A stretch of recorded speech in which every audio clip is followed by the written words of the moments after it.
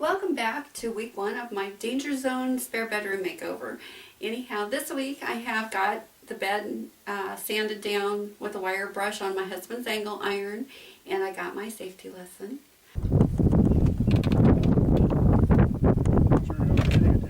I am. I got to get it set up. You're staying home, aren't you? Yeah.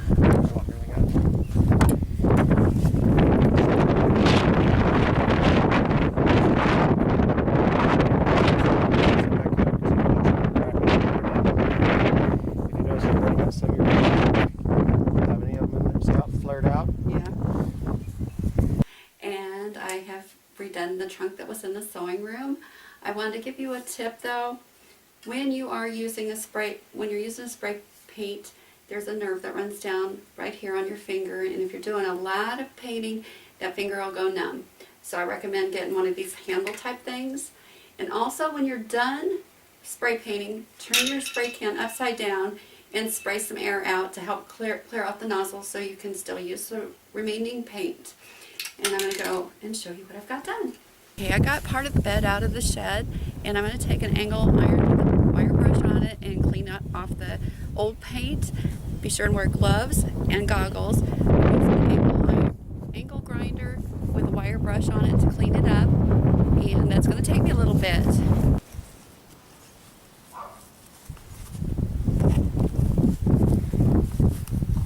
Is that point? Can I see the far end? Yep.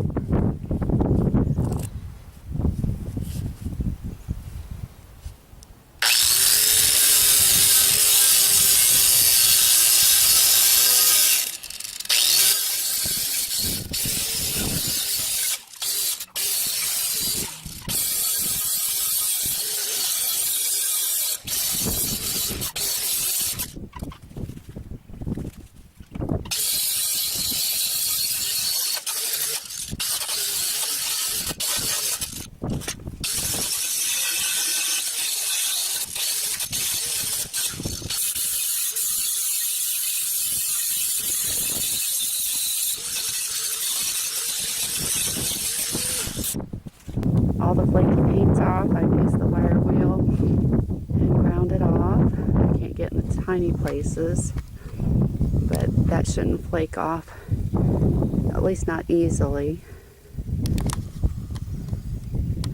And now on to the main bed frame. This is a trunk out of the sewing room. Remember I said I wanted to lighten things up. I'm going to try to do a paint technique on it. I can't get it too wet because the inside is an OSB, I got dyslexia, OVS board, and I just want to wipe on some white paint and wipe it off and just lighten this trunk. So I'm starting on the back just to give it a shot, see how it's going to work. Like I said, I just want to lightly go over it. I don't want to get it too wet.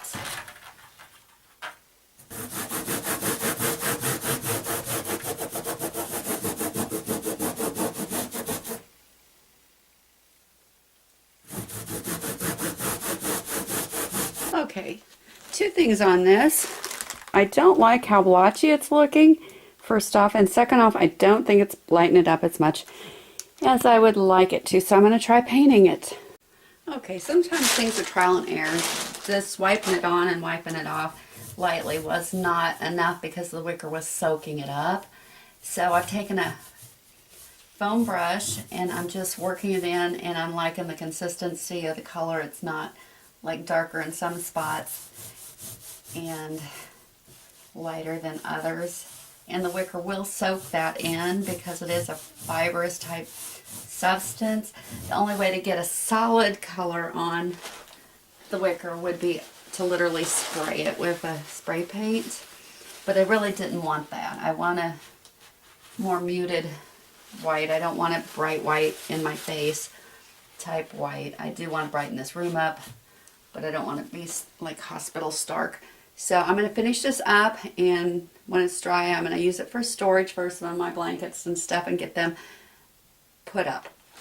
Okay, here's the bed. I bought the antique bed frame for $100, and when I bought it, I was looking for one for my room, and I have since found one that I wanted more than this one, and I had this one out in the shed, so I had to scrape off all the old paint and repaint it. It was a brassy color and it had flakes of paint coming off, and I used my husband's angle grinder with a cup wire brush and went over that and got that all cleaned off.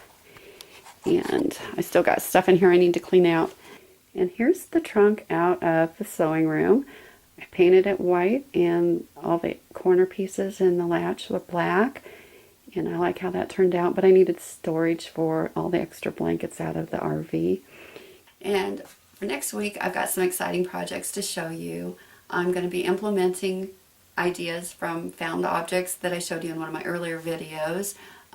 Things I look for when I'm out at flea markets and resale shops that I've implemented into these projects. And I even got my son involved in helping with one of those, and that turned out really cool. So come back and see me. Hi, welcome back to part 1 of my disastrous spare bedroom makeover. Thanks, dogs.